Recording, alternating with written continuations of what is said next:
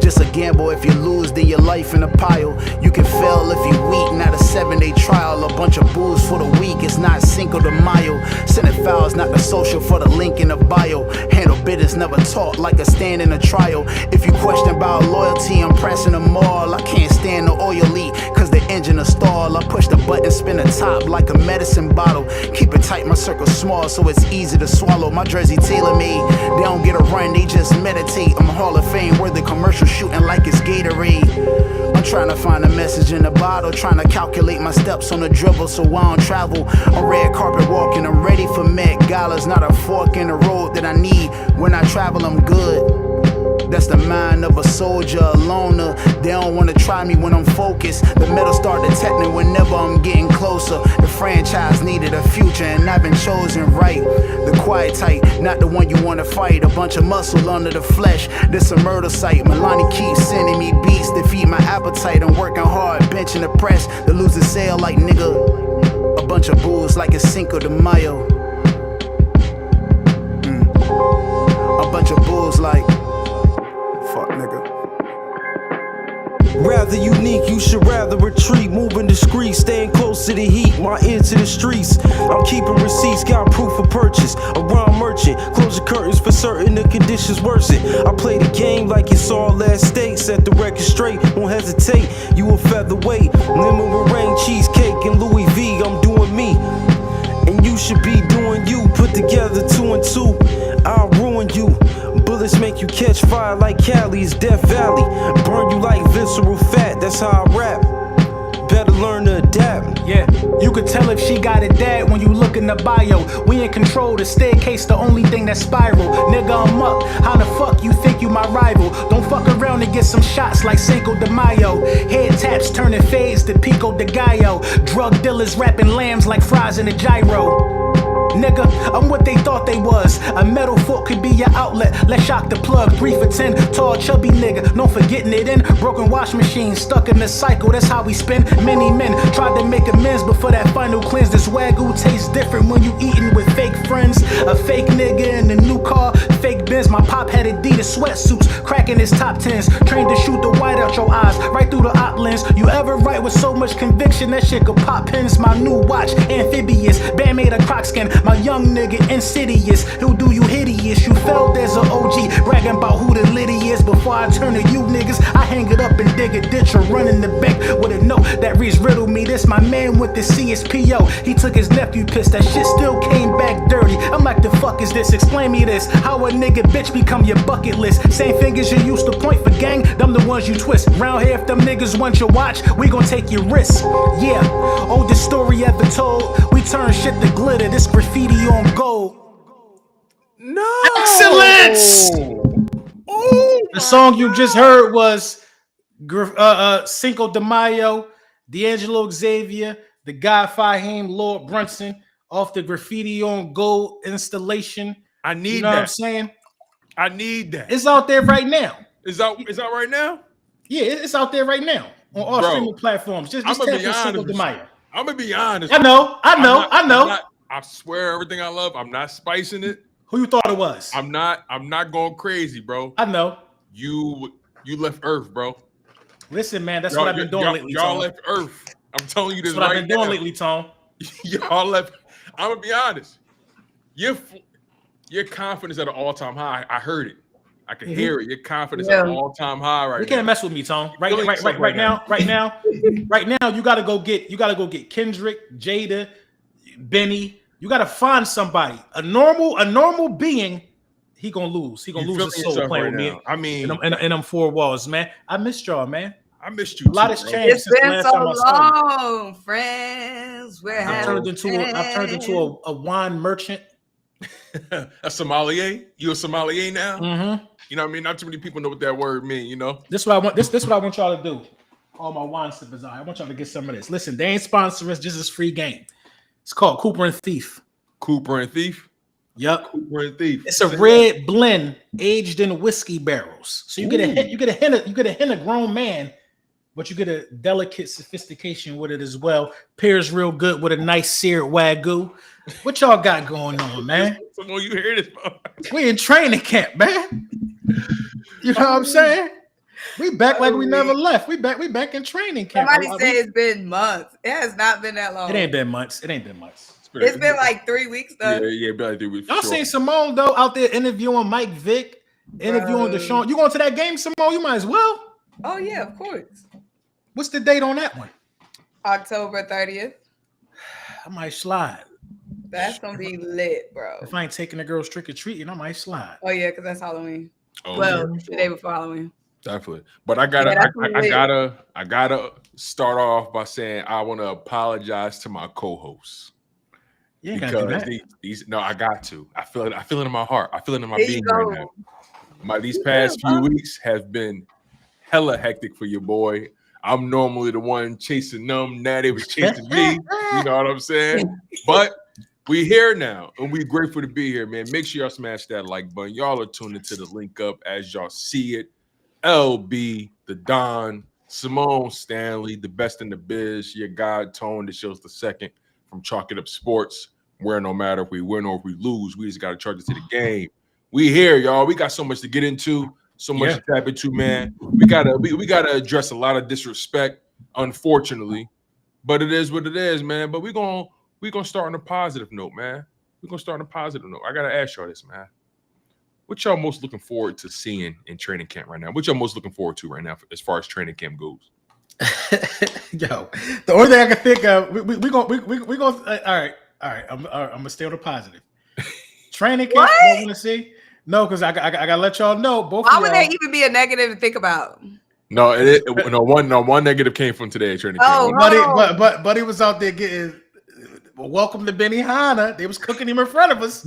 I told y'all. I know where you go. No. This only one. First of all, you ain't tell y'all. If you talking what I'm talking about, me and you was on the same page. No, you probably talking to me. You talking to me. Okay, all right. You talking to me. When you talk about what I'm talking about, you talking to Tone. For sure. But I don't think there should be any negatives today. Today was day one. It's just day one. I really don't feel like I don't feel like we would be doing right by talking about some negatives right now. I don't think it's negative, but this it's actually a positive. Let's get right into it. Mm-hmm. Keely Ringo ain't had the best day. I knew he was, but it's actually positive. I'm gonna tell you why. Because they picked on him. They did it purposely. Yeah, they started him first. Have positive effects. They started him. He was out there. Yeah. And we got the best in the business. Like, this is Keely Ringo's first year being in the starting position at camp. He getting picked on by the Super Bowl MVP, by some of the best in the business. I'm saying on day one, like, don't you know? I'm agreeing with you saying, like, this is good learning. Like, it don't get any worse than this. It was given Benihana, to experience. It was given Benihana. Look, let me go with what I was gonna say, because we ain't talked in months, and y'all already started some bullshit. What I'm looking most forward to, Tone, is seeing the rookies. You know, I'm excited. Jahad Campbell was able to practice day one. We know there was some question of when he was gonna be able to practice, and he was already able to practice day one. Got some great reps in today. So I'm just excited to see that our first round pick, a guy who came out the draft with some injury concern, is looking good, looking sharp, popping off the screen on day one. Thank you. No, for sure. I mean, you know, I think we talked about it a while back, like as far as the timeline with Jahad Campbell and the Kobe Dean. The Kobe got put on the PUP list, you know, which is what we all pretty much anticipated. Jahad Campbell, he's ahead of schedule a little bit. He got in the field, you know, 11 on 11, second team reps. What was interesting, and not really a surprise, but what was interesting was Jeremiah Trotter Jr., he got the first team reps next to Zach Bond. And I think what they're doing is they're making all the rookies earn it. No rookies got first team reps today.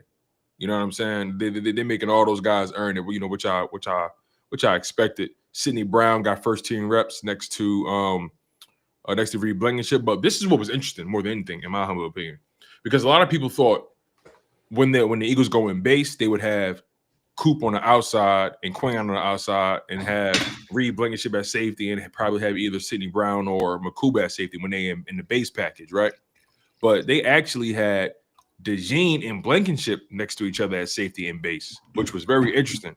And it's funny because Vic Fangio spoke about that. He said he could play a little safety, and he's very good at it. So they had Coop next to Reed at safety and base, and they had Ringo on the outside. And then when that's how it has to be, though. When you think about, I think that's how it's going to be, at least for now, until they probably see more from these young guys like Sidney Brown and Makuba. But I think right now, your best situation is probably having Dejean at safety and base.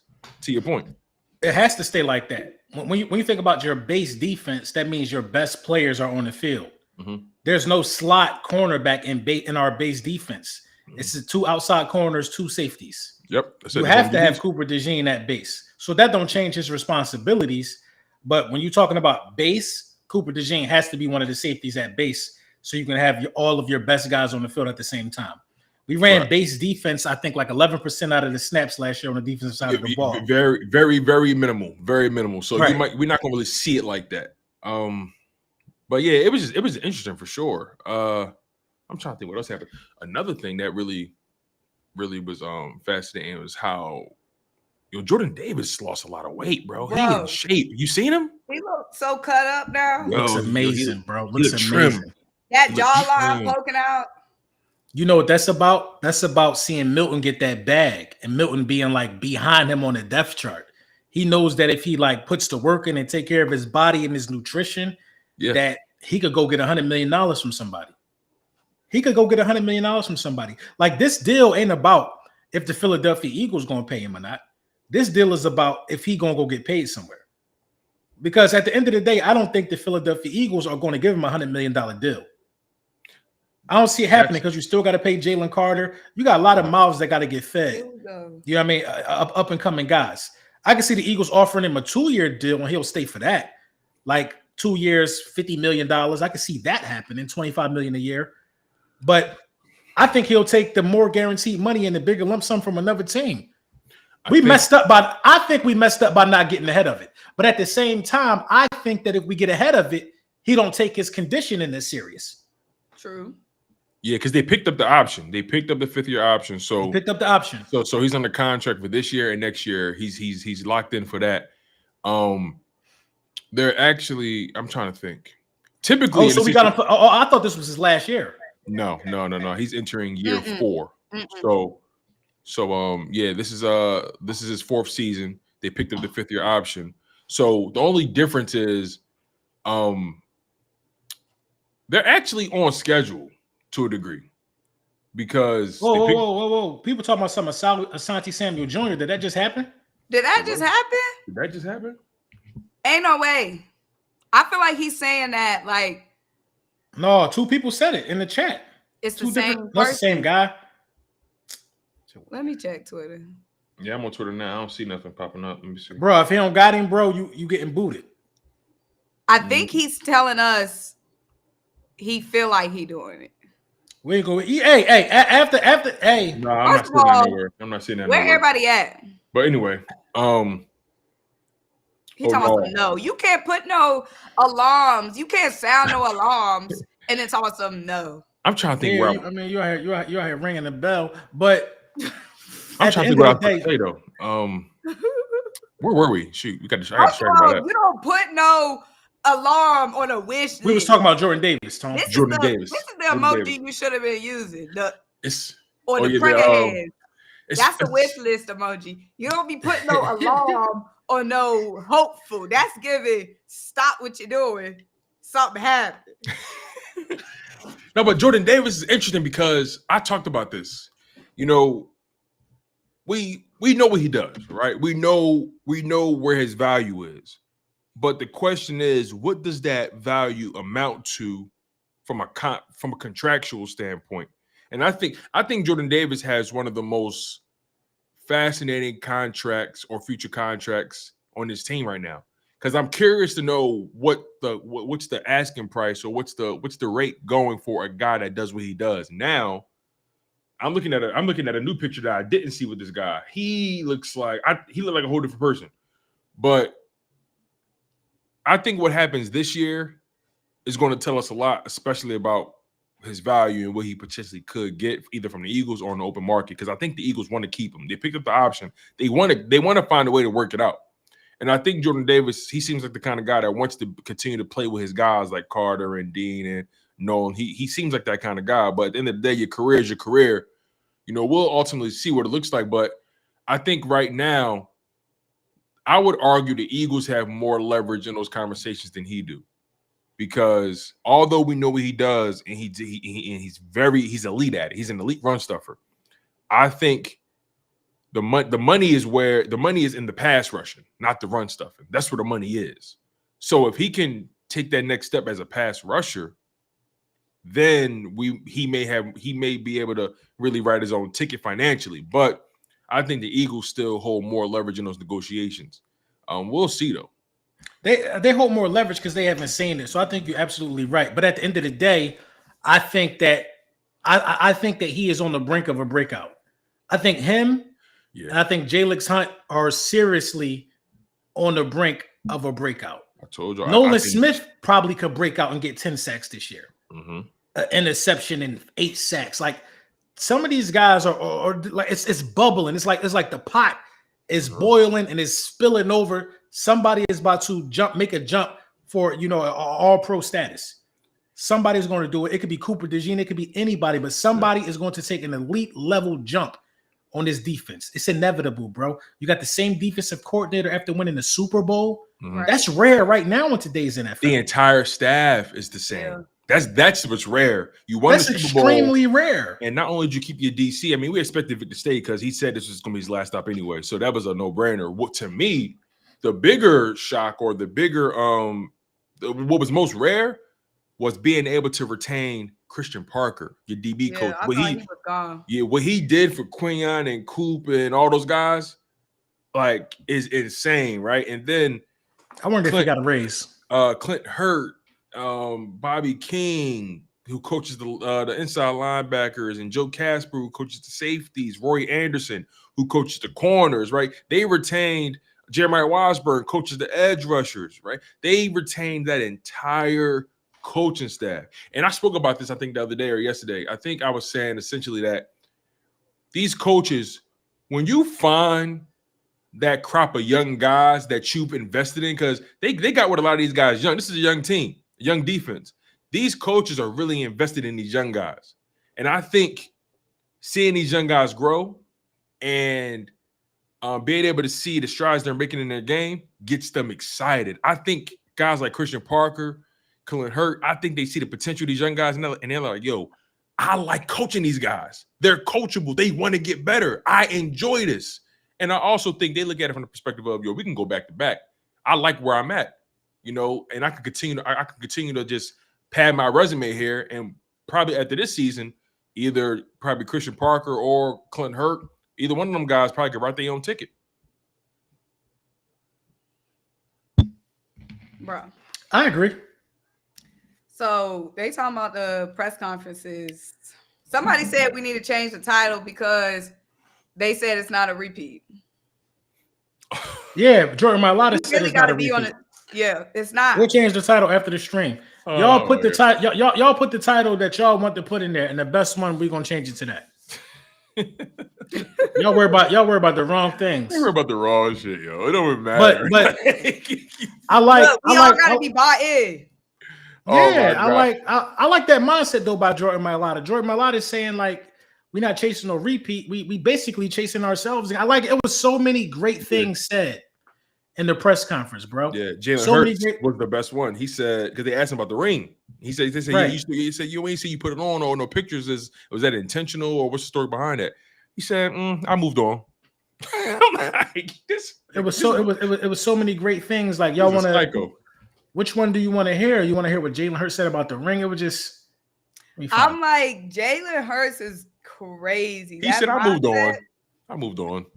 He's a maniac, bro. He is. He's crazy. Mindset is nuts, bro. Like, Jalen Hurts is such an inspiration. Like, that's how I'm approaching stuff now. Like Jalen Hurts really changed my mindset. Like he done gave me so many things to live by. Yeah, man. You know, I mean, as he should. Let me move this out the way. I think he make people uncomfortable, man. I think he made guys like Cam Newton uncomfortable. I really do. Look at him. I believe that wholeheartedly. Pause. I didn't mean it like that. But look at what's going on. Look at it. Y'all see it? I believe it wholeheartedly. Like, you know, they look at a guy like Jalen Hurts and they already had their opinions about him, and he's literally denounced. He's broken every single trend or every expectation that anybody has ever placed on him. And I think it makes them uncomfortable. I think it's forcing them to really challenge themselves as football specialists or enthusiasts. And now, you know, Cam doubled down today, by the way. He tried to double down. He started spazzing today. I didn't watch it. He was about to cry. He was about to cry. I didn't watch it, but I heard he doubled down. So, first of all, somebody in the comments said, nah, Jalen needs to enjoy that ring. It's different. Like, he enjoying the lifestyle that come with it. This is business. This is work. You know what I'm saying? And I can see if you spend too much time, like, celebrating something, hung up on something, you can get distracted from the chase. You know what I'm saying? So I don't think it's.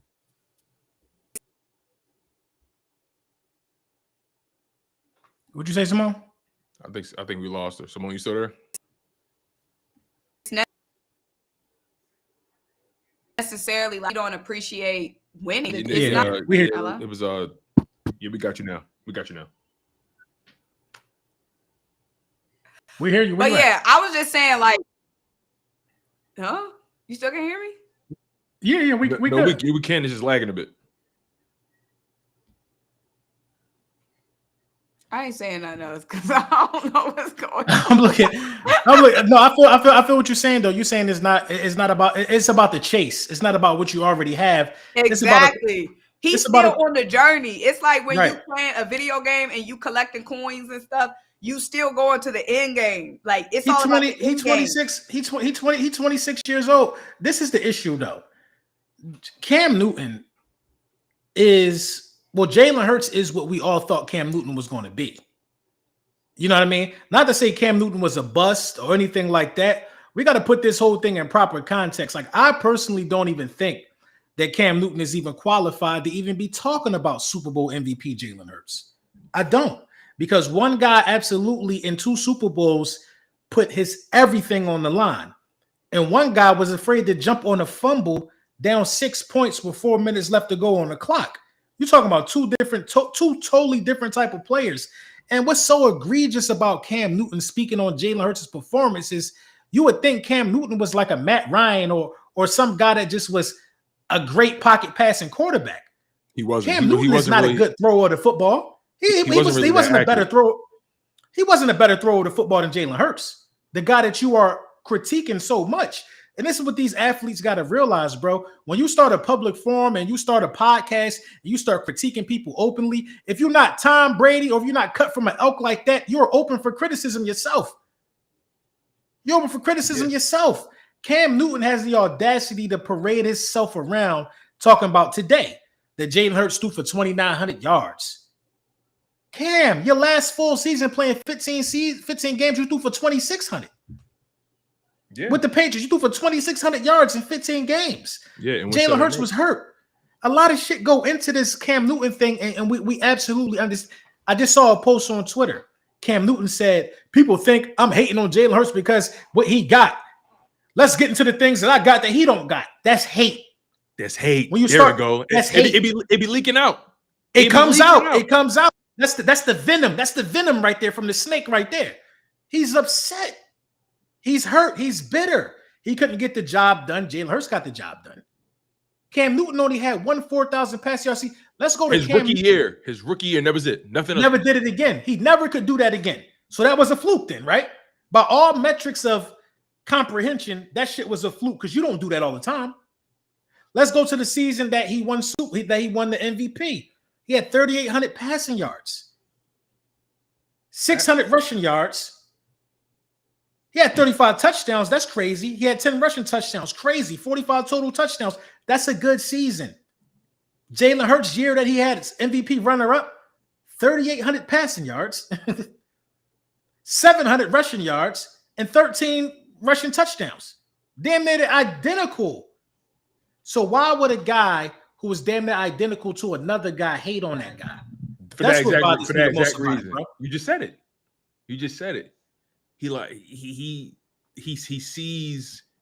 He sees what he couldn't accomplish, and he don't want him to get. Go ahead. I think it's this, Tone. He don't want him to get the love that he never got. That's what hurts him. And also, let me get this. Here's another thing we got to also think about. We got to think about who we talking about too. We got to really think critically about who we talking about. And the thing is, though, I hate when people I like say stupid shit because it forces me to look at them funny in the light. I don't like him. And here's the thing: when someone says on their platform with confidence, quote, "I'm taking individual success because I did my job." When you hear guys talk like that, oh no, you can't breathe the same air as Jalen Hurts because your mind not even on the main thing. You did your job, so hey, whatever happens, happens. What you mean? You the quarterback. Anything that go wrong, you take accountability for that. Anything that go right, hey, we did that. You know what I'm saying? Like, see, his mindset was never right from the beginning, and it shows in how he looks at Jalen Hurts specifically. And it's so funny how guys switch up around this time of year, bro. Let me get into the details about that. Post Super Bowl, Cam Newton was on wood. Darren Orlovsky was on wood. They talking. They was like, "Oh my God, you gotta put him up there. You gotta say he's a leader at what he does. You gotta give that guy credit. You know, I gotta change the way I look at Jalen Hurts, Darren Orlovsky, and Cam Newton. Right now, things a little cold right now. Cam Newton goes off and mentions Jalen Hurts' name. He get the most impressions he get on whatever he posts. You know what I'm saying? And I think Anthony DeBona called it out. He said, look at all Cam posts. He don't like the engagement and is nowhere near that Jalen Hurts disrespect. Guys is using Jalen Hurts to get clicks, and it's corny. And then you get the Darren Orlovsky, who went on national television, I think the past couple weeks and said, yeah, you know, I think Jalen Hurts being at the 9 spot is just right. I don't think he's better than Justin Herbert. I don't think he's better than this guy. You put these guys on the Eagles roster, how would they look? And that's such a lazy way of looking at the game because the game is way more intuitive than that. But he goes out and says what he says about Jalen Hurts, basically saying he's the 9th best quarterback, blah, blah, blah, blah, blah, after waxing poetic about him post Super Bowl saying, Jalen Hurts is that guy, man. I got to change the way I look at this kid, just to revert back. But here's the details. Around that time, when he was talking about him post Super Bowl, Darren Orlovsky was still in contract talks with ESPN. The contract wasn't signed yet. And then I think he went on like a little sabbatical or a little leave, then came back. Then the contract gets signed, I think maybe 2 or 3 weeks ago, maybe a week or two ago. Because the new ESPN contract gets signed, it gets announced. He goes on television, this new top 10 list come out. He goes right back to disrespect Jalen Hurts. So now I'm certain there's a quota on Jalen Hurts disrespect on ESPN. There's a quota that the guys are meeting. Because as soon as Darren Orlovsky, went home, put on his board shorts, his T-shirt, and his baseball cap, now all of a sudden, you got to go through Jalen Hurts in the NFC. As far as I'm concerned, Jalen Hurts is number one. You got to go through him. So how does that make sense? Which is it? Though, Tone. Let's think about this logically. You got Daniel Jones, Matthew Stafford, Jared Goff. You got all of these guys in the NFC over Jalen Hurts. But how do you have to go through him then if that's the case? At least Cam is consistent with his hate. Actually, he's not even consistent. He's not consistent. You're right. At the end of the season, Cam called him elite. And this is the thing. Cam was the first overall pick. Jalen Hurts inherited a 4-win team. Had to fight for a spot and everything. The first 62 games. Yeah. Jalen Hurts is 45-17-0. Cam in the first 62 games was 30-31. He wasn't even 500. In his first 62 games as the number 1 overall pick. Jalen Hurts had 1,300 passing yards. Cam had 1,400. Not that drastic. Not that drastic at all. Cam had 54 interceptions. Jalen had 35. Cam had 82 passing touchdowns. Jalen had 79. Not drastic at all. You know what I'm saying? The passer rate 94. Cam 84, 85. That's a good difference. Rushing attempts, Jalen 611. Cam had 416. Rushing yards, Jalen Hurts 270, Cam 250. Rushing yards per average, Cam had a higher average. Jalen 52 rushing touchdowns. I mean, bro, this is where it's getting murky at though. Championships, 1 for Jalen, none for Cam. Pro Bowls, 2 for Jalen, 2 for Cam. All Pros, 1 for Jalen, none for Cam. Super Bowl MVPs, 1 for Jalen, none for Cam. In the first 62 games, Cam Newton didn't even live up to being the number 1 overall pick for real. He didn't. And to add insult to injury, the Panthers was 15-1 when Cam went to the Super Bowl. So how much more help do you think you needed? Peyton Manning was on his deathbed. You couldn't beat Peyton Manning? Yo, and he had a broke neck and a bad shoulder. His defense did their job. His defense, the defense only gave up 1 score. Didn't they have Luke Kuechly on that roster? Yeah, that defense he always had a defense. Like that defense did their job. The offense turned the ball over, threw pick sixes and fumble scooping scores. Like it was crazy. But here's what's funny, right? I'm tired of these quarterbacks. I'm tired of these people talking about, hey, put this guy on that team, put this guy on that team. You know what pisses me off the most? When guys don't take accountability for their careers. Y'all so quick to, I'm about to go crazy. Y'all so quick to take the bag from a bad team instead of taking control of your destiny and trusting that you're gonna get that bag elsewhere. But they want us to look at them and give them pity or give them sympathy or at least hear out their opinion when it comes to another guy's situation. Don't get mad at Jalen Hurts for being a part of a competent organization, for being drafted to, by the way. He didn't get traded to this. He was drafted by a competent organization that still had to earn their lumps, still had some fumbles in the draft, the Jalen Reagor pick, right? So on and so forth. Like this, Andre Dillard. This team still had their fair share of lumps that they had to take on. But nonetheless, Jalen Hurts inherits a 4-11-1 team. The offensive line coming off of their worst injured season ever. We didn't know if those offensive line was going to come back the same. Lane Johnson, Kelsey, Brandon. We didn't know them guys was going to come back the same. Tone, people forgetting the fact that Jalen Hurts had to fight for his spot. He almost lost it after his first season starting. Remember, the Eagles was going to pull the trigger on Russell Wilson. They was going to pull the trigger. Russell Wilson said no. Keep that in mind. People forget about that. The Eagles was going to pull the trigger and get Russell Wilson. It just blows my mind that these guys can even hate. Cam Newton don't even have the right, bro. Anybody but Cam Newton, bro. The man that was scared to jump on the fumble, in the Super Bowl, I don't want to hear nothing from nobody who don't even want to do what it takes to win it all, bro. Cam is happy with being an MVP. Cool, say that. But keep champions' names out your mouth. You was never that, bro. And it was never your priority because you said what you said. I'm taking individual success because I did my job. When you think like that, you can't talk about Jalen Hurts. Y'all don't even look at the game the same. Y'all don't even play the game. Hold on though. Cam career completion percentage is below 60. It's 55, 58 or something like that. Jalen Hurts is at 65. Cam Newton does not throw a football better than Jalen Hurts. He just has a stronger arm. That's it. A stronger arm. He don't throw a football better than Jalen Hurts. I don't think he does either. He should shut up, bro. I don't think he does. He should shut up. For real. It's getting pathetic, bro. He's jealous of another grown-ass man, bro. You made a lot of bread in the NFL. You did your thing. Leave it at that. But you won't be a champion. It's over with for you, bro. After the Patriots got rid of his ass, he was going on a whole crying campaign, talking about how he could still play, how it ain't 32 quarterbacks better than him. Nobody wasn't trying to hear that. Go start your podcast. Do that. Look for all your clickbaity stuff, bro. It's just sad, bro. I just don't think anybody. Dog, I watched both of Jalen Hurts Super Bowls, obviously. You know what I mean? How the hell are we having this conversation about a man whose team was down 6 points? He had the ball 4 minutes to go. He fumbled and didn't jump on the fumble. Jalen Hurts was down 8 points with 6 minutes to go.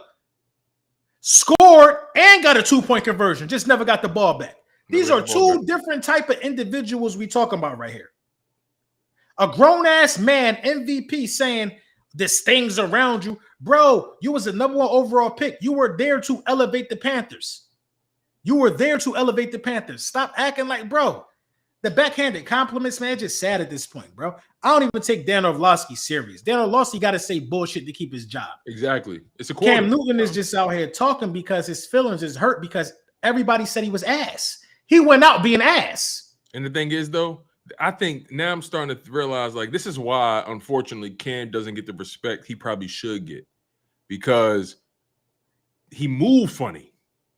He moved super funny, bro. And Jalen didn't even want to sit down with him before the Super Bowl. I'm pretty sure it was obligated.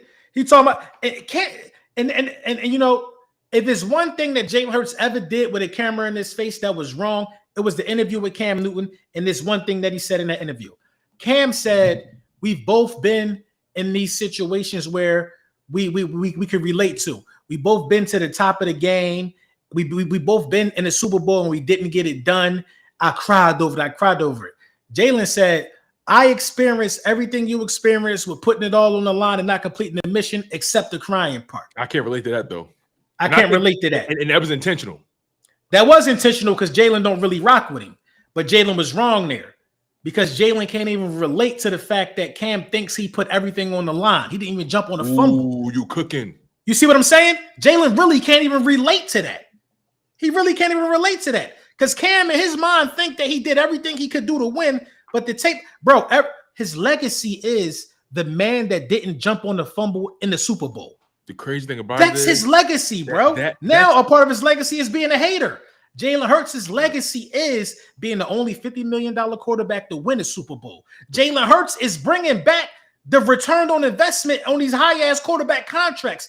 It can be done. You can pay somebody $50 million annually per year. And build the roster. You know, and build the roster. You got to know how to do it. You got to know how to do it, though. And that's the thing.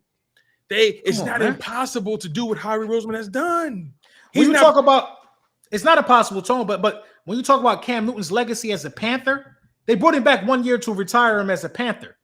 His legacy is being the guy that was scared to jump on a fumble in the Super Bowl. Jalen Hurts' legacy as an Eagle is being the only Eagles quarterback to go to multiple Super Bowls, being the only quarterback in NFL history to win a Super Bowl while making $50 million a year. Mm-hmm.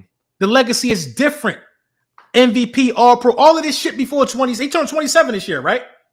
Yeah. All of this stuff before 27. All-Pro, Super Bowl MVP, Super Bowl champion. What? Pro Bowler. Hall of Fame resume, bro. He turned 27 in 2 weeks.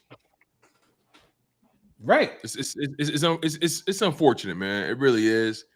And you know, I'm at a point now where this stuff, bro. This stuff is the WWE, bro. Like all this stuff on national television is these major outlets, bro. This is WWE. This is WWE. Storylines and narratives change like that. Guys want to play the heel. You know, they want to flip flop. It's bro. This is the WWE, bro. You cannot take these guys serious at all, especially when, and this is why I think it's so important for sports viewers, you know, sports people who are sports enthusiasts to really lock in on their content creators that cover their favorite teams, because we ultimately gonna really do the work. We're gonna watch the games. We're gonna comb through. We're gonna go through these rosters with a fine-tooth comb. We're gonna give you our perspective, and whether you agree or disagree is one thing. But you know that we locked in on this thing, and you know that we're gonna dedicate ourselves to being as accurate and as fair as we possibly can. You know, you got some people who just say what they believe needs to be said, but it's like, or do you even believe that, or is this something where you just trying to get clicks? You're just trying to generate traction. It's weird to me, bro. It's weird behavior from somebody like Cam Newton. It's weird behavior from somebody like Darren Orlovsky, and they got to do better. But the unfortunate part is they won't do better. They won't do better because they're incentivized to do what they do. Where is it? Let me. You know what? I'm not done with him, Tone. I'm gonna go find the meme or whatever it is of him not jumping on that ball. I gotta see it. I gotta see it. And this is why Jalen Hurts, although he lost that Super Bowl, people don't hold it against him. because at the end of the day, they know Jalen Hurts laid it all out there. Jalen Hurts actually went out there and balled out. Despite his fumble, he went out there and balled out and earned the respect of his peers. You know, what can you really say about, like, and this goes back to, I think we talked about this a while back. This goes back to people have a hard time. Yo, he really didn't. I forgot how that looked. I ain't gonna lie. I forgot how bad that looked. He could have got that. He would have got that back. He's getting that back if he jumps on that. But I feel like people are fearful of letting go their priors. They don't want to move on from what they believe Jalen Hurts to be. I think that's where most of the disrespect is rooted in, because Jalen Hurts is accurate. He's the best deep ball. He throws the best deep ball in the league. Tell me somebody who throw a better one. I would try. You can try to show me. There's not anybody who throws a better deep ball than Jalen Hurts. They love trying to throw the narrative out there that the Eagles don't trust him to throw the ball, which is everything false. Because when you look at the situations that he's been put in, this brother has thrown deep balls on 3rd and long, 4th and 5. Like, bro, that 4th and 5 throw to AJ Brown at the NFC Championship should tell you everything you need to know when it comes to how this organization feels about Jalen Hurts throwing the football. It's endless tape. It's so much tape out there showing you that they trust this man to throw the ball. The laziest narrative is this, though, Tone, is that people are saying that people had the game plan for Cam Newton. Nobody has the game plan for Jalen Hurts. Make it make sense, because y'all told me the game plan was make Jalen Hurts beat you. That was the game plan. They said that was the game plan. Make Jalen. Symone, am I tripping? That was the game plan. The game plan for Jalen Hurts is to make Jalen Hurts throw the ball. The thing about it is these guys got the wrong game plan. You know what I mean? They got the wrong game. The Chiefs totally game plan for Jalen Hurts. They said, we're going to not let them run. We're going to put it on Jalen Hurts. That's a game plan for the quarterback. Right. That's how do you stop the Eagles? By making Jalen Hurts. Everybody said it. Make Jalen Hurts. Everybody, every year, every week, make Jalen Hurts throw the ball. That was the game plan for everybody. If we stop the Steelers week. Yeah, if we stop Saquon Barkley, we put it all on Jalen Hurts. That's the game plan. And Saquon didn't really go off against the Steelers. He really didn't. I think he got hurt. He actually tweaked his knee. Was his ankle or his knee? He actually tweaked something in that game, and I think he missed like a whole the whole second quarter?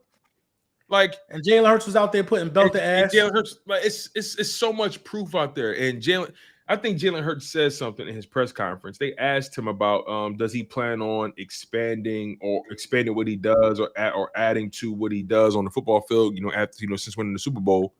And he basically said, look, here it is right here. I got it right here. I'm about to read it to you guys. It says Jalen Hurts on if he will open up his play style more now that he's won a Super Bowl. He said, quote, "No, I've went a very long time being told I got to do it a certain type of way. That didn't get me to win when I did it how everyone told me to. When you put so much energy into personal performance, you kind of lose sight of the main thing of winning. Since the loss in 2022, it's been my main motivation to find ways to win, regardless of how it looks. I just want to find ways to win, and that's the mentality I want this team to have." Cam don't think like that. He don't speak like that. He ain't got the essence to even have that kind of energy. He's for self. He's for self. Yeah, it's getting dark. Brother it's getting said, dark. It's I'll getting take dark. individual success because I did my job, and you want me to take your football opinion seriously. You the quarterback. You're not even allowed to think like that, let alone feel like that. Yeah, it's getting dark. It's getting dark, man. It's getting dark because I listen to these interviews, and I'm interested about this season because AJ Brown says he's on a mission to prove that he's the best wide receiver in the National Football League. While Devontae Smith is saying he won Pro Bowls and All Pros. Yeah. Jalen is going to have to throw the ball to keep these guys happy. It's hard for these guys to want those things while having a guy that just ran for 2 stacks, who could easily run for 2 stacks again behind his offensive line. Yeah. But you got the right quarterback that don't care what nobody want. He want to parade. Right. And ultimately, that's how it all works. That's for real. Parades will keep all that individual success at bay. As long as y'all keep winning and y'all say the big dance, that'll keep guys satisfied at the end of the day. And I also look, AJ Brown and Devontae Smith know Jalen Hurts better than anybody. They see the stats, they see the production, they know how he played the game. But see, what they got to do is they got to capitalize. Jalen gonna put it there. You can't have no drops. You got to capitalize on every ball that hit your hands, though, bro. But because the opportunities could come few and far between. Saquon Barkley could do what he did again. Yeah, that's true. First of all, Saquon Barkley about to run for a deuce week 1. Week 1, he running for a deuce. They don't have no defense. Micah Parsons could be somewhere else. Bro, the drama out there, the drama is crazy. Between the Commanders and Dallas. Dak threw a pick today. Dak threw several picks since training camp. He's ass. You heard what Micah said? Yeah. That's what I'm saying. Like, they ain't got, neither one of them got their star locked up. Bro, Mike. First of all, the Commanders are smoking dope. They better get Terry figured out because he kept y'all's organization afloat when y'all was literally Commanders about we don't need to pay Terry. Jaden Daniels elevates his receivers. We don't need Terry. Yo, that's crazy. You see how that? Commanders content creator. You see how easy to forget? He said that with his chest. Hold on, wait. But is it fair to say that Jaden Daniels getting drafted to the Commanders and being blessed with having a legit number 1 receiver year 1 fast track his success? Is it fair to say that? He said that with his chest. He said, is it fair to I'm say not that? worried about Terry. It is fair to say that because Terry McLaurin had a career year. Let's stop acting like this is a one-sided thing. Like Terry McLaurin made it easy for Jaden Daniels. And I'm not even trying to take nothing away from him. But let's not pretend getting drafted to a situation when you got a number 1 receiver. No, it wasn't Louis T. I didn't say the name because y'all probably did y'all see this clip? Look at this. I love training camp. Look at this. Dak is a turkey burger. Interception. They camp look lit though. Bro, it's the Cowboys. They look lit because they let anybody there. A lot of the creators is there. Yeah, because they got open practices. But listen, I think that's the Cowboys' problem right then and there, right? They care too much about the spectacle and not enough about the product itself. But no, yeah, he legit said that. He said, I've moved on. Moved on to the new year. LB don't even be giving us no heads up. He did say this. My bad. No, I didn't mean to play that. I just wanted to. I've moved on. I just want to put the gold up there real quick. Yeah, man. I didn't want to play the vocals. No, yeah, you should have played it. I'm just talking about. Oh, you want to play it? I'll wait till you're done. I'll play it. Play it. You know what it is? It just caught me off guard. Yeah, I've moved on. Let's start from the beginning. Did you eventually get to put it on? Why or why not? Yeah, I've moved on. Moved on to the new year. You know, it's as simple as that. Simple as that. Yeah, I moved on. Yeah. It's like for them to say Scary Terry is not needed. First of all, don't let Debo think y'all cool. And they was hyping it up in the chat. Don't let Debo think on the live stream. Debo looking like Ezel these days. Stop playing. And then they signed somebody today. They signed a no name, but how you sign a wide receiver? They signed Von Miller too, right? They signed Von Miller old ass, right? But they got the oldest roster in the league. I was arguing with my old heads today, man. They all from DC. They like whoopty whoopty whoop whoop whoop. They happy over there. They like if he could do this in the year 1, we definitely going to the Super. I'm like, that's not how it works. Y'all been not how this works. Yeah, like bro, y'all got the oldest roster in the league, bro. Y'all one bad week away from having injuries that's gonna cripple y'all at key positions. You want to know how we know like that's not how this game work?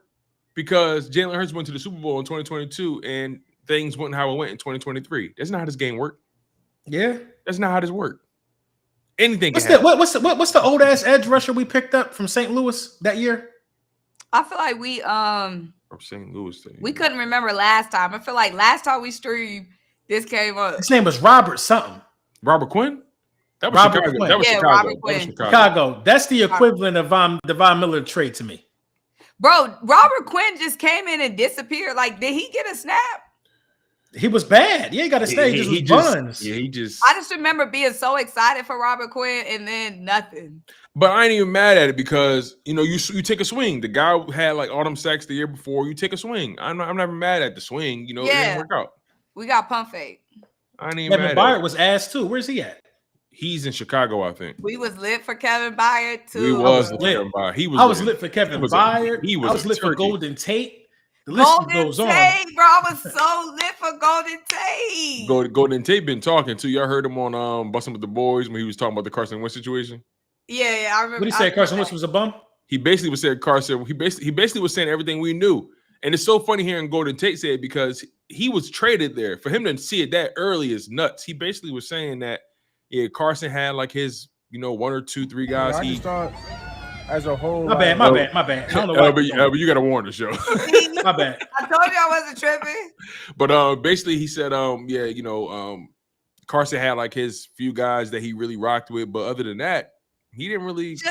Shaquille Barry. No, he didn't really rock with nobody, or he didn't show me love really, and that's supposed to be his wide receiver. Not Shaq Barrett, Shaq Leonard. When we got Shaq Leonard. Shaq Leonard. That was from I was lit for that too. Yeah, when we got Shaq Leonard, I knew he was gonna just because remember we just needed some oomph. We just need a little just a little oomph at it. Micah losing his hair, he's stressing. Yeah, I didn't even recognize Micah. You better keep. I ain't gonna lie. He better keep. He better start getting a 1. That Joe. He better start getting looking like Pop Melvin. Yeah, he look like he a 10-year vet. Hey, Jerry got him out there. I said, bro, look at him. He got the Robert Quinn hairline. So is he working out? Huh? Is he working out? Like, is he participating? He there, but he ain't doing nothing. He disgruntled. Y'all want to hear the clip? You ain't hear this one, Symone? Because. Oh no, you gotta play this. You gotta play this. I don't be listening. I mean, my own. Bad. It's bad, Symone. Let me find it. Let me get it together. It's real bad over there in Dallas. It's bad over there, Symone. I ain't gonna lie to you. Let me turn the volume up. For each other, but stuff gets said in the media. Have you had a conversation with him after yesterday's presser? No, but I'm gonna talk to him. I just thought as a whole, like, everyone's situation is differently. You know what I mean? At the end of the day, like, I'm here for my teammates. I'm not here to please another grown man. I'm here for them. I want to be here with Trey, watch him rehab, watch him get on the field, watch his growth. I want to be here battling with Terrence Steele. Like, I'm here for these guys. I'm not here for him. So I think at the end of the day, he's on the field with us. We're on the field playing the games and things like that. So I'm gonna just control my teammates, keep boosting it, and we're just gonna keep playing together. For each other, but stuff. You know what? I'm gonna keep it a bean. That's how you get traded. It's interesting. Micah is a funny character because sometimes it sounds like he talking like a leader, but then it'd be moments where like his leadership be blended with like frustration. It's weird to me. They beefing like Drake and Kendrick. They are having a public feud. He referred to his employer as him. I'm not here for him. I'm not here for him. You know what I'm saying? I don't care what he thinks. But I'm not here to please another grown man. That's how you get traded, bro. But guess what? Remember I said earlier, these guys, they want the bag. And it's like, yo, if a team is not doing right by you or a team clearly is not taking winning serious, go get the bag somewhere else. Like, I don't feel bad for guys like Joe Burrow, T. Higgins, or Jamar Chase. They took the bag knowing the Bengals don't do shit to win. They can get that bag anywhere, and they know they can. But, somebody say he's stressing. He look like Jamie Foxx and Mercy. But yo, this is a good question. Who has the capital to trade for Micah Parsons? I think Denver has the capital. They got a rookie. Anybody with a rookie quarterback technically has the capital. I think Jerry really want to trade him though. Bro, think about this logically. You just gave Dak Prescott $60 million a year. You gave CeeDee Lamb $33 million a year. Jerry is tired of paying people and no results happen. They love the. That's what he said. Yeah, they love to blame. They love to blame Jerry. Jerry drafted 15 All Pros. And The most. If you pay him, what does that change? They still a 7-8 win team, 8 win team. Bro, I'll take the 2 firsts and a second. I think where it gets annoying is like just listen. You clearly don't want to pay the guy, so trade him. But you don't want to look stupid. You don't want to look crazy putting Micah Parsons on the trade block. But I think they want to trade him. They added another edge rusher in the draft. He's good. Donovan as a whatever. Oh yeah, Donovan Izaraku. I wanted the Eagles to get him. That's what I'm saying. Izaraku was good. Yeah. I think that if they can get 2 firsts and a second for Micah Parsons, they're trading. I think they could definitely get 2 firsts for Micah for sure. And he's at a high value position, edge rusher. And he's young. They're definitely trading for sure. Like teams like the Chiefs. It's a lot of people that'll do that. Mm-hmm. Yeah, but here's the thing though, right? Is Micah, as talented as he is, right? Is Micah Parsons somebody I want on my team? I would say yeah, because he's so good. He's good. Mike is a phenomenal football player. He is. Like I'm rivalry aside, Mike is a phenomenal football player. He's versatile. He can do a lot of different things for you. He's a phenomenal football player. But the Cowboy situation is just so funny money to me, is because I feel like I'm in a Twilight Zone, or I feel like it's Groundhog Day or the Truman Show. Like it's just the same stuff with them.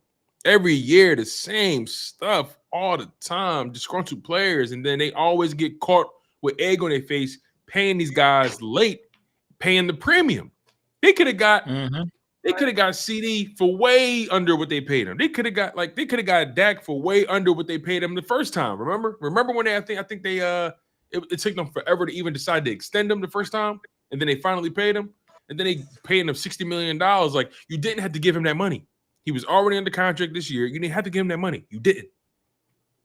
You folded under media pressure, and that's the problem with the Cowboys. They care too much about what the media thinks.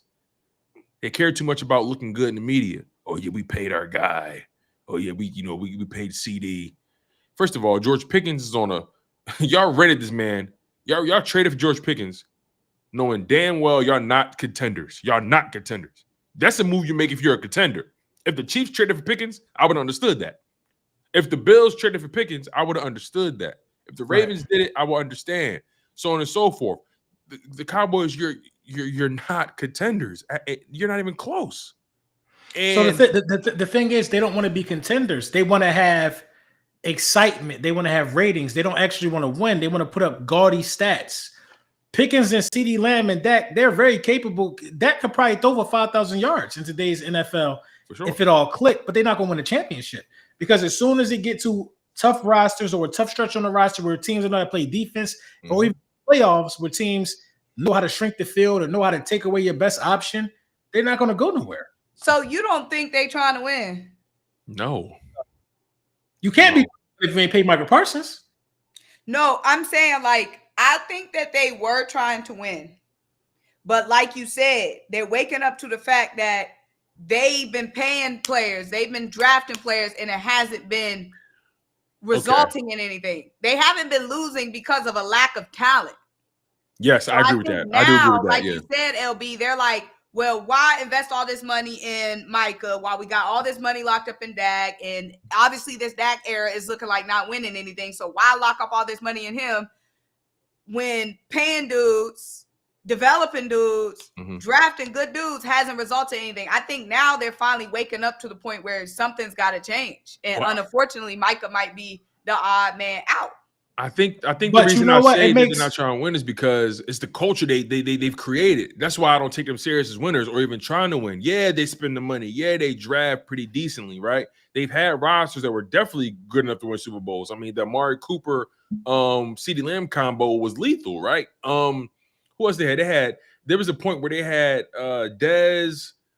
Like they've had top 5, top 10 defense. Bro, they've had the number one. They've had the number 1 and the number 2 seed under Dak Prescott for sure. And couldn't get past the second round. One and done.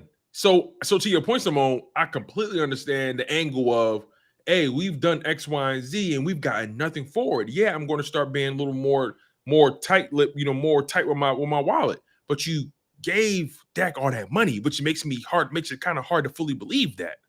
When the quarterback that you had for the past 8-9 seasons has shown you who he is in the playoffs, you gave him 2 extensions, making him the highest paid guy both times. How can I take you serious? The organization that is. How can I take you serious about winning when you paying people that's proven to you they can't get it done on the highest level? They can get their own numbers. They know how to put up stats so they can get paid, but they can't get you the wins so your organization thrives and is relevant. The only reason the Cowboys are relevant is because of the brand. They're not relevant because of football. If it wasn't for that brand, they would be the Bengals. Somebody's about to be the odd man out over there. Yeah, that's what I'm saying. I think it's about to be Mike about to be the odd man out. I think that they finally learning.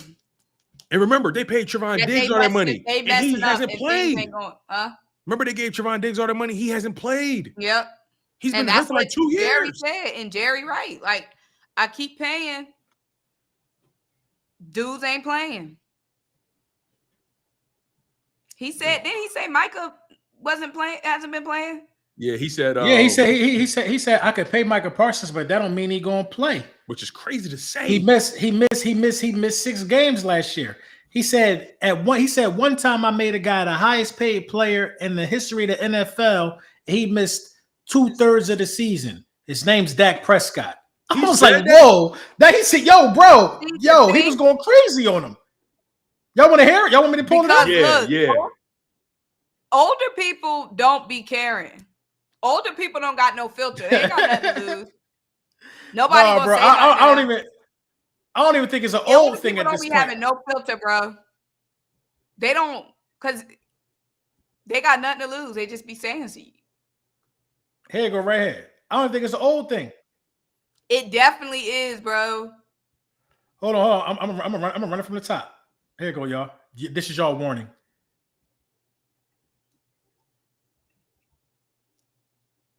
Going to have him. He was hurt 6 games last year. Oh, here we go. Just because we sign him doesn't mean we're going to have him. He was hurt 6 games last year. Seriously. We've signed, I remember signing a player for the highest paid at the position in the league, and he got knocked out 2/3 of the year, Dak Prescott. So there's a lot of things you can think about when you, I'm telling you, just as the player does, when you're thinking about committing and guaranteeing money. Bruh, hold on though. The real nugget though. The real nugget is what he said at the end. There's a lot of things you could think about just as the player does when you're talking about committing and guaranteeing money. He playing a game, bro. He like, all right, y'all want to keep trying to take me to the woodshed and want me to keep signing these checks? Y'all not even available. Y'all not available. All y'all care about is y'all personal brands and y'all bag. I see the writing on the wall for somebody. There's no way in the world you could tell me that he about to pay Micah Parsons and Pickens next year. Pickens was a 2nd-round pick. He don't have no option. Exactly. Pickens got to get it paid next year. I'm telling you, bro. The Cowboys put themselves in a corner. They backed themselves into a corner right now. And it all started when they paid Dak Prescott. I agree with you 100%. That's when it all started. He almost has to make a decision on somebody. Like getting rid of Pickens don't save you no money. He got to trade somebody that he can't afford to pay, which is going to be Micah Parsons, I think, bro. I wholeheartedly believe that he's going to try to force. So his only play is to win a Super Bowl now. You got to make Micah play on a deal that he don't want to play on. Pickens ain't got no choice. He fighting for an extension for next year. You know what I mean? He has to win now and pray that Micah keep being a good boy and keep sticking around and playing in games and stuff like that. And here's another thing too. George Pickens, to your point about that, it's not just about performing for him. I wouldn't be surprised if teams are afraid to invest their money in him just because of who he is. So he has to play ball this year. And he can't allow anything to mess with his money that's off the field, on the field, any antics. Teams, listen, the NFL has shown you time and time again. They don't care how talented you are. If you're a liability, they will axe your ass. You know what I mean? So I look at George Pickens as a guy like, bro, you better go into Dallas and be a choir boy.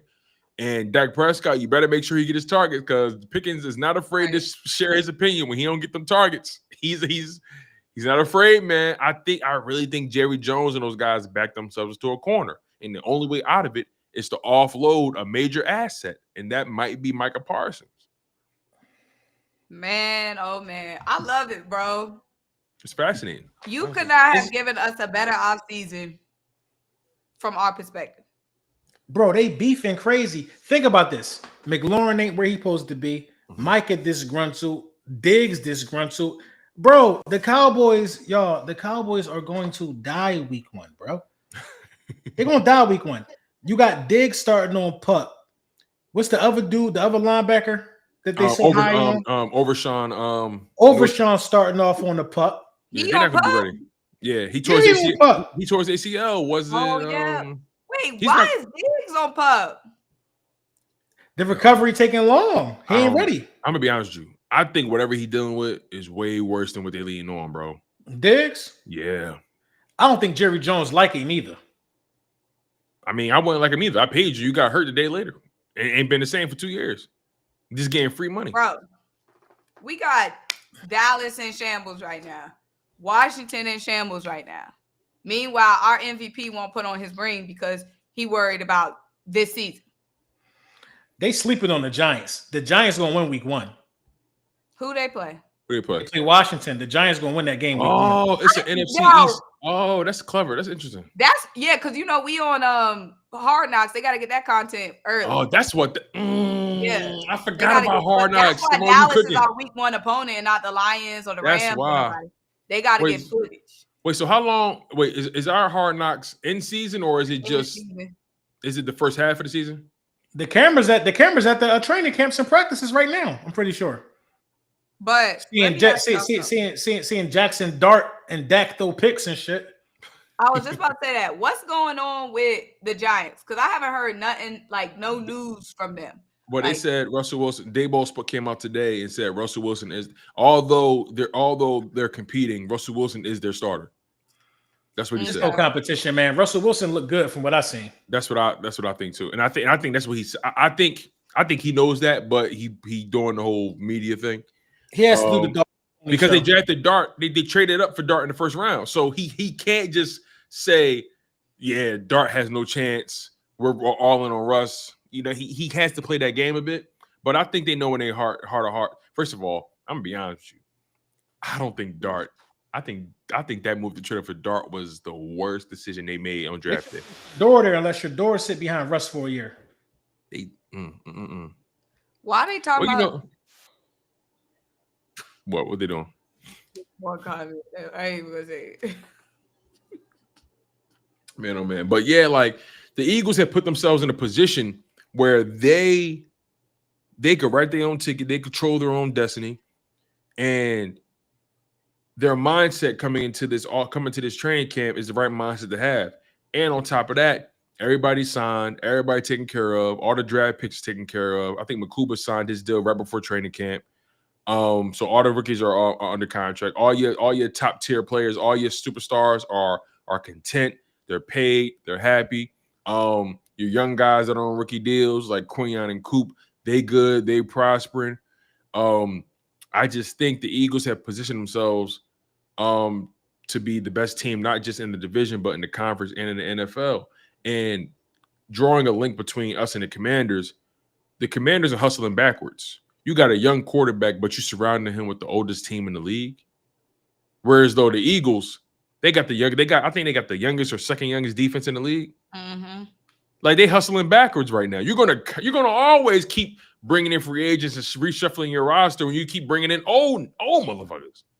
Like, and you know we'll see how it turns out. But you know, I'm trying to think of anything else from training camp that caught my attention. Tyler Steen, you know, he got all the reps, all the first team reps at right guard. It's his job to lose. I think Tyler Steen's going to be starter week 1. Mm-hmm. Jalen Carter and Quinyon Green didn't practice today. Jalen Carter dealing with a little shoulder soreness. Quinyon Green, a little knee soreness. They said nothing. It's nothing serious. They just monitoring those guys. And Jahai Campbell and Cam Jurgens, they were limited.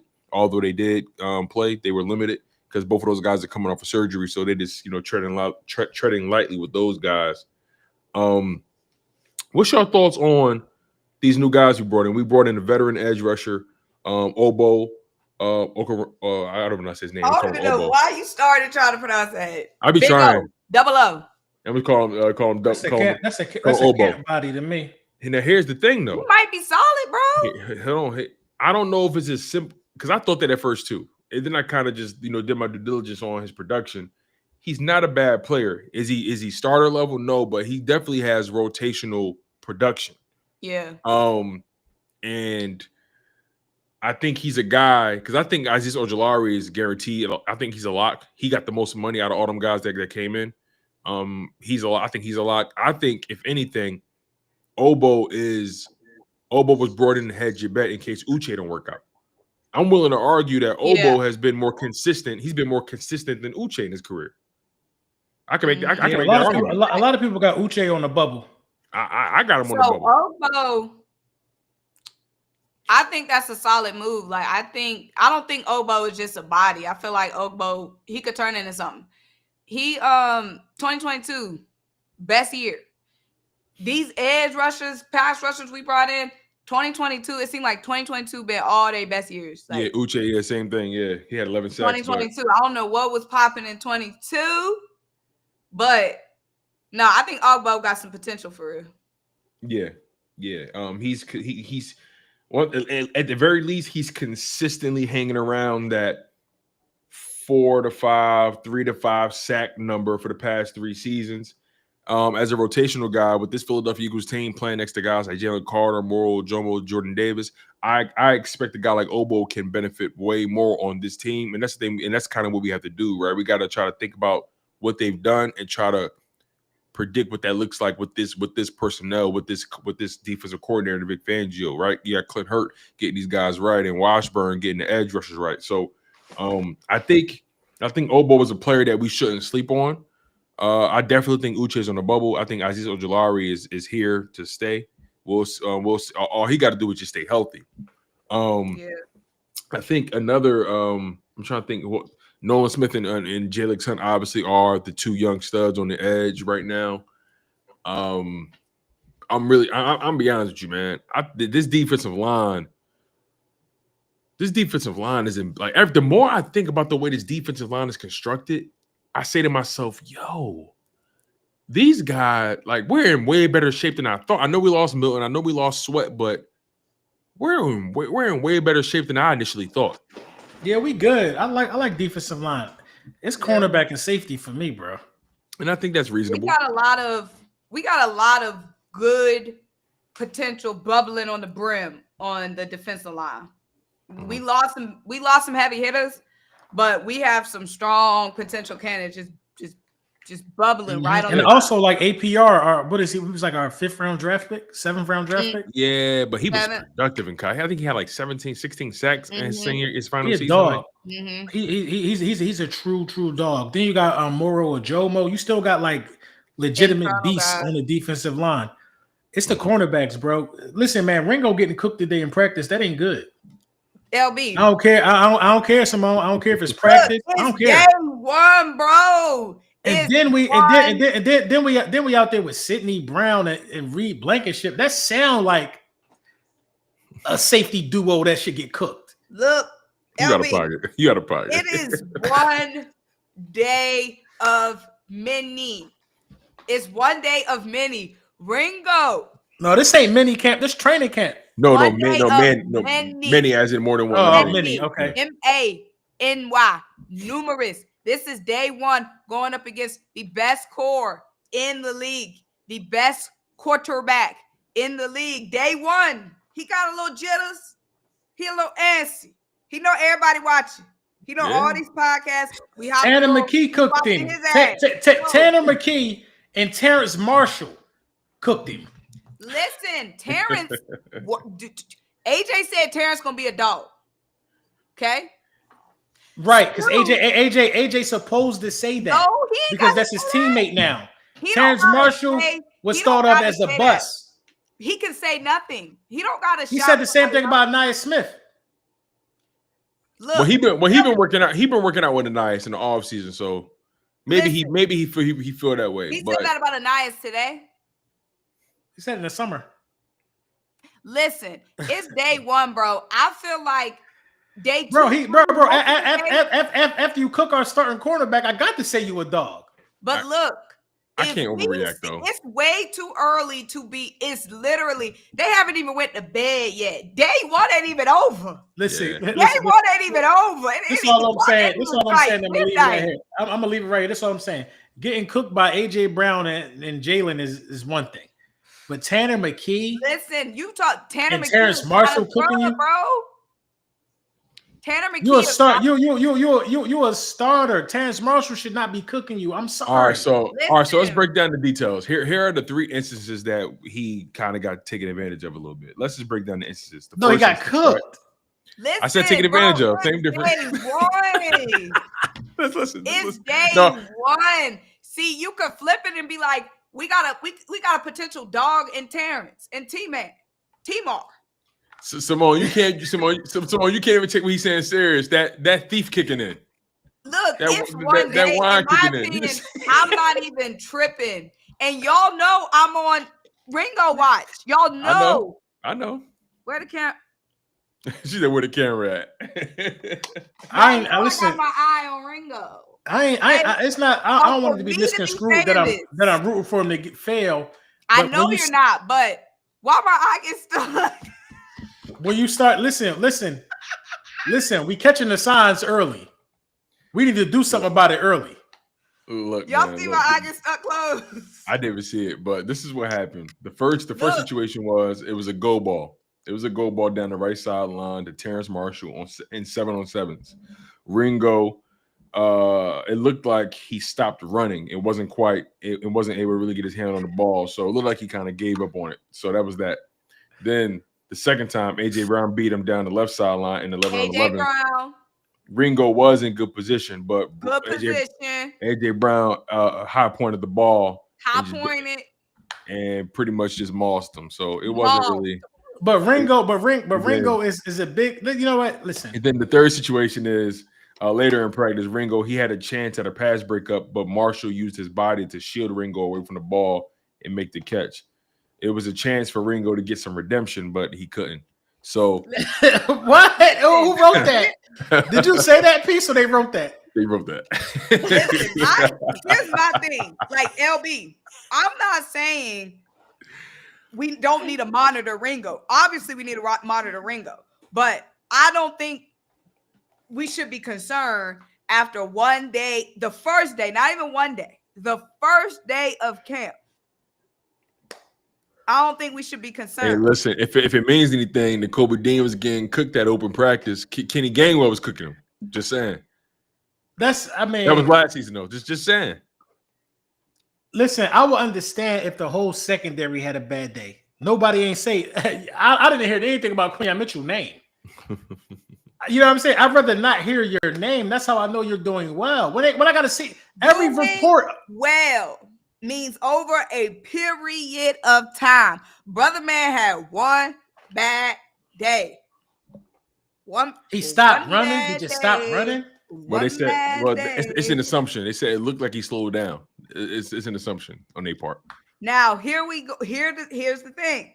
If it's multiple days, then yes. They practice tomorrow? That's a good question. I think so. Listen, I care more about when the pads come on. When the pads come on, that's when I'm really gonna be paying attention. Only thing I care about is Keely Ringo in training camp. That's the only reports I'm looking for moving forward. And same with all of us. However, I think day one is too soon to be saying to be whoop, whoop, whoop, whoop, whoop, ringing the bell, sounding the alarm. Yes. No, but when you see signs, that's like when the bad cough is developing, you know you got to get some Theraflu. You got to find the tea in the lemon. No. Sometimes it may not be a bad cough. Sometimes you might just your throat might be dry. Yeah, you know what I mean? Exactly. You might feel a tickle in your throat, so you say, "Let me monitor this." See what it So you feel a develops. tickle in your throat 3 times and you don't do nothing? That's one day. If your throat just itching, you don't just jump to conclusion. No, if your throat itch in one day, 3 separate times, you go grab a little Halls or something. No, some Vicks Vapor Rub. You do the proper maintenance to get it done. And that's why what they should have did was call Stephon Gilmore. Today. They should have called Asante Samuel today. Are we okay? They might have. Let's be for real. It's not looking good for the Keely Ringo crowd. I don't care if it's day one. I got to keep it a bean. Adoree Jackson, Keely Ringo, and Quinyon Mitchell. That's not a good overall duo. That's not a good room. Look, all I'm saying is let's not skip this. Let's not skip this though. Because we're about to get out of here. I want to keep you. We ain't gonna be too long on this. Let's not skip this though. They said they had to bring Adoree Jackson in. Had to? You out of pocket. I swear to God, Adoree Jackson. They didn't. Okay, stop that. I don't like that. No. I'm gonna read it. I'm gonna read my notes. You said they had to, like, oh my, he getting cooked so bad, we gotta save him. No, that's never happened. No, everybody get reps. Right, exactly. Come on, bro. Where's that? I agree with the fact that he has to be watched. We already knew. Here we go. And Adoree. Here we go. I'm gonna read it. I'm reading it verbatim as it was sent to me from somebody that was there. Who sent it to you? Adoree Jackson got mostly second team reps, but did come in for the last session of first team reps. Not sure if this is a rotation or that it's in response to Ringo getting beat twice for long catches. Again, Ringo had good coverage on both catches. He just got beat. First of all, multiple people rotated in different positions today. Yeah, okay. That's not indicative it's day of one. confidence. People rotate all the time. We already knew coming into today that it was a competition between Adoree and Ringo. Yeah. So we already knew most of them. They were going to be. They talk about I'm trolling.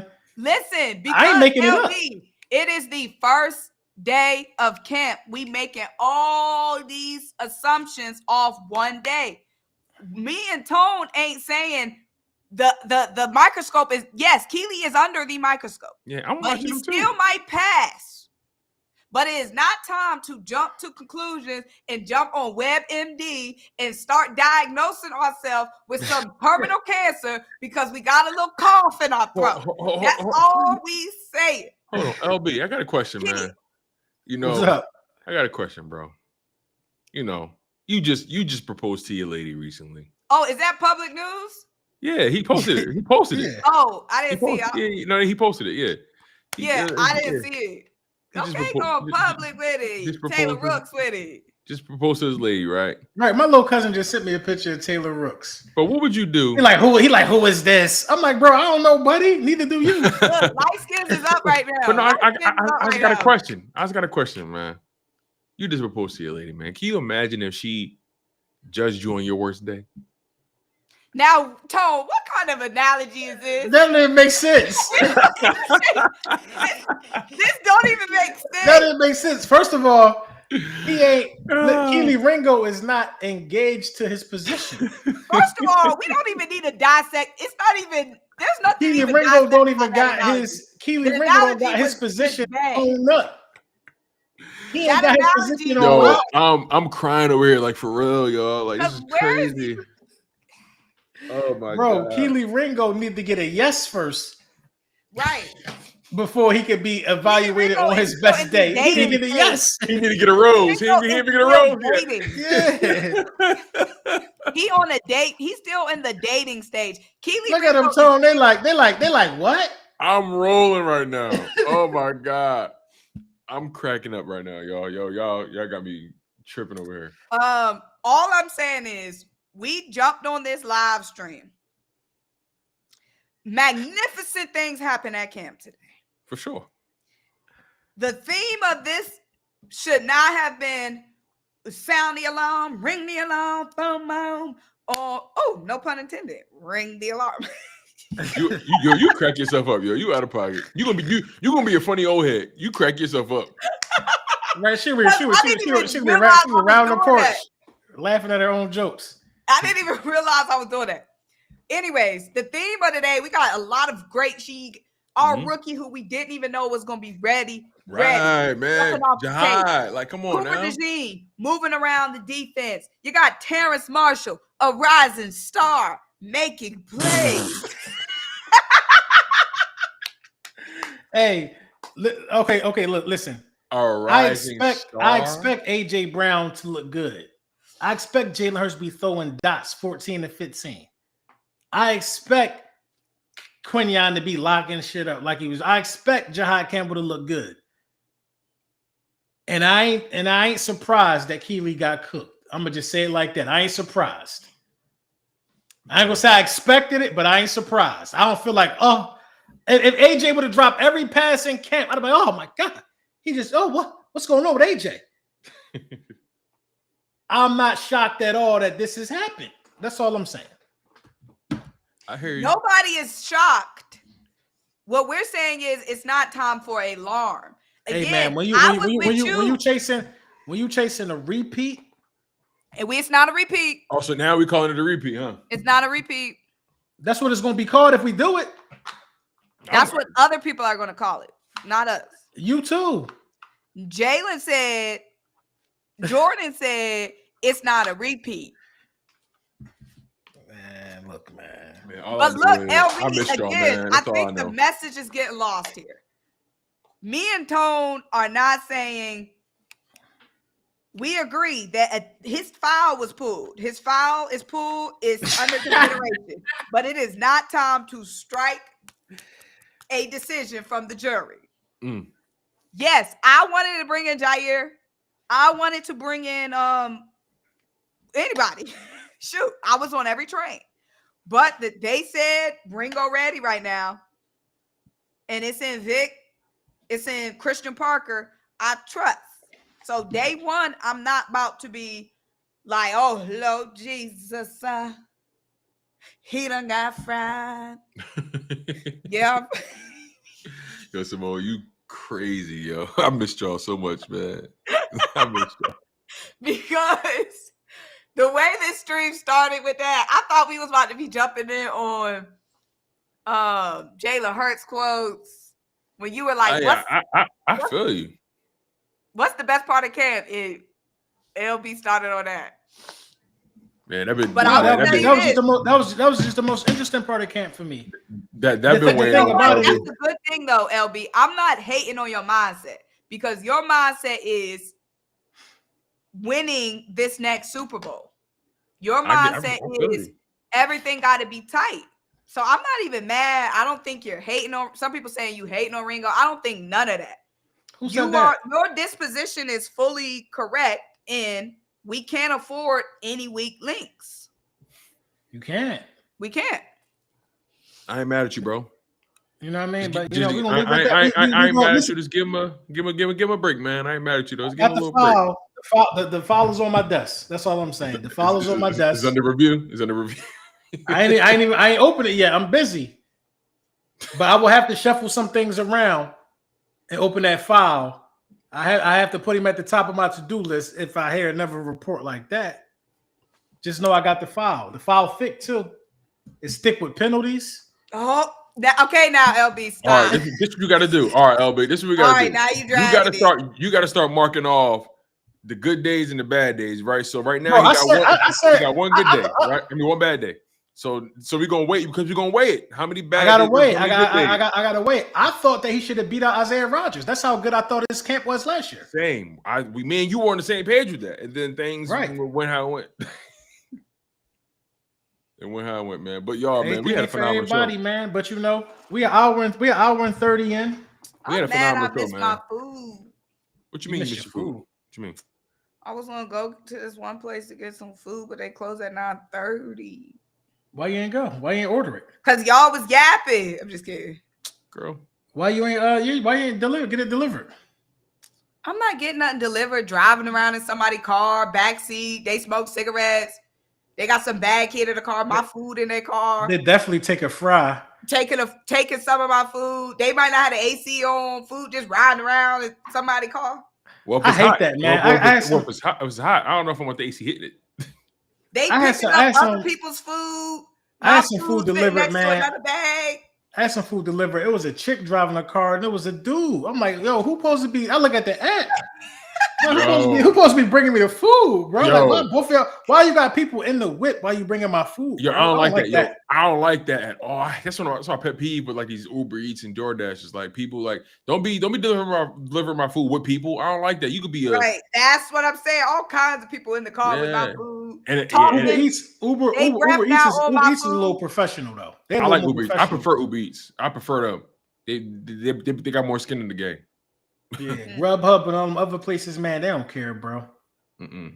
Most of the time, if you're doing Grubhub, that means Uber Eats canceled your shit. Right, they kicked you off. You just like if you're doing Lyft, Uber kicked you off. Uber got you out of here.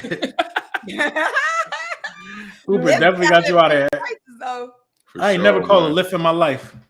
You tripping? I called a Lyft before. Sometimes Uber. I just get an Uber. But sometimes, like, see. But there was a point, when you're a college student, you picked who got the best price right now. Yeah, you do what you gotta do.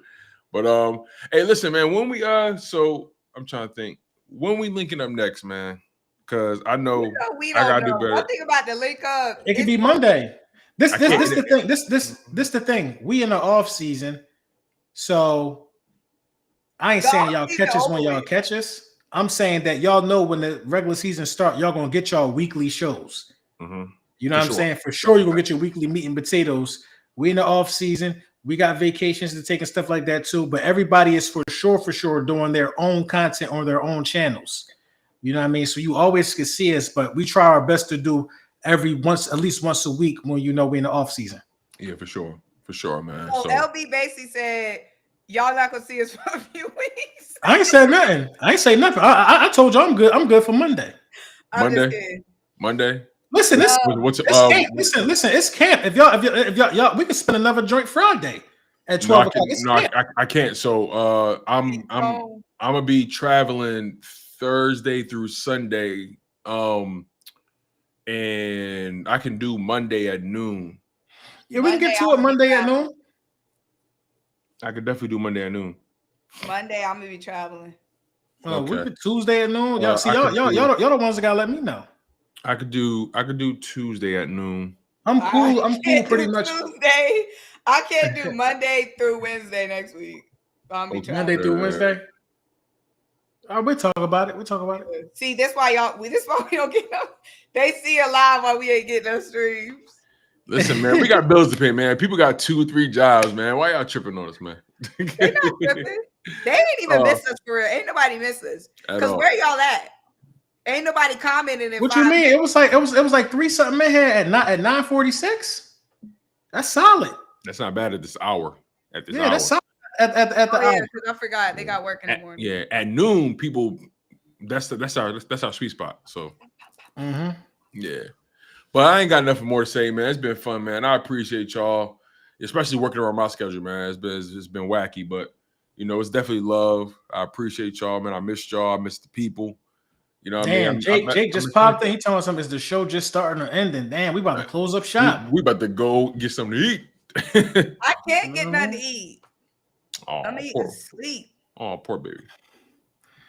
My man Big Gang with the super. He said, "What's up, y'all? It's funny how we forgot how Hurts cooked against these Steelers. Just because we don't doesn't mean we can't. That's a fact. Facts, man. And it's funny. He said that. It's funny. Jalen Hurts been on that kick. Like he made sure that was clearly stated in that Super Bowl post game interview with who was it? Aaron Andrews. He said the first thing he said was, "Yeah, we just want to make it clear that just because we don't do something, doesn't mean we can't. And when things got to get done, we're gonna make sure it get done. It's just."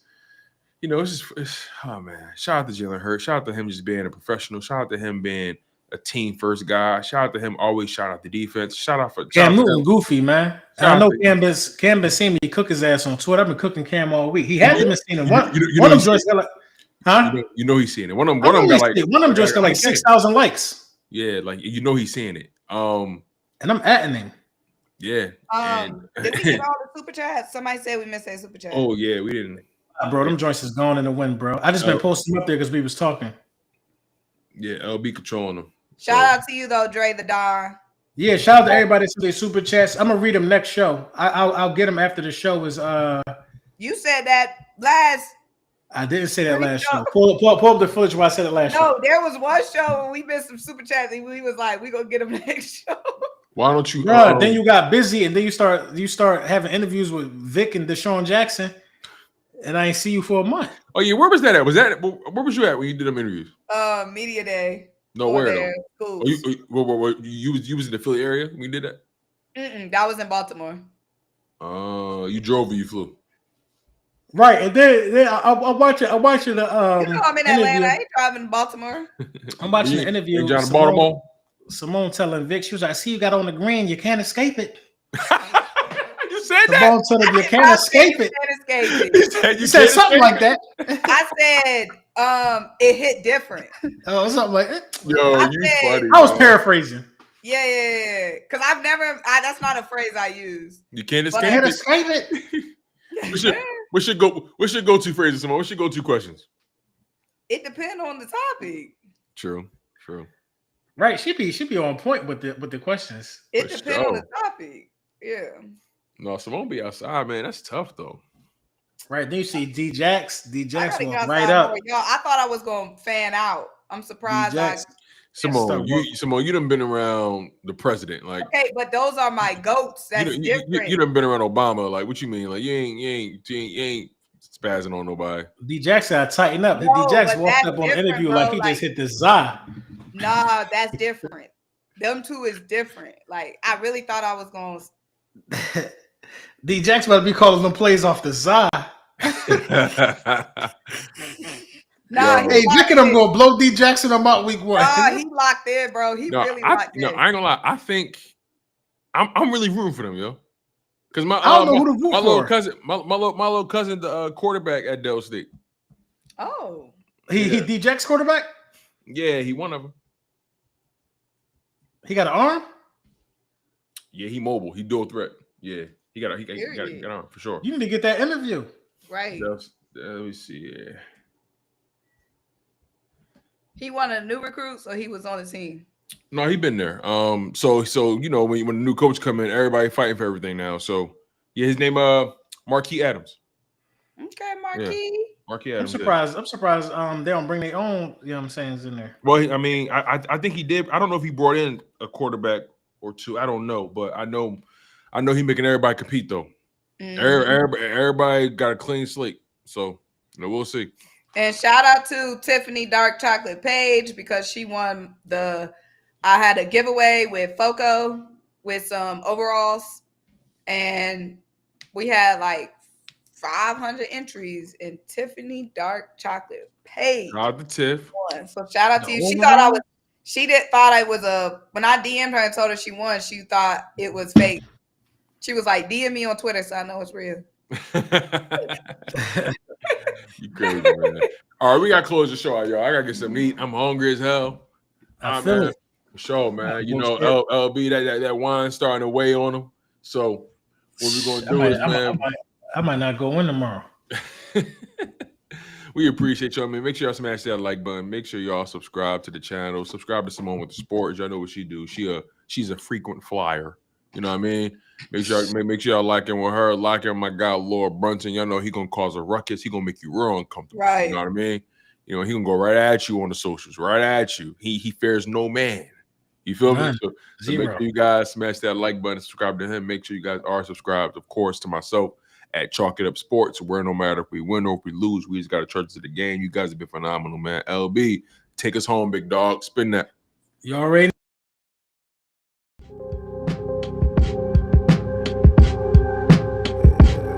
Turn me up a little bit.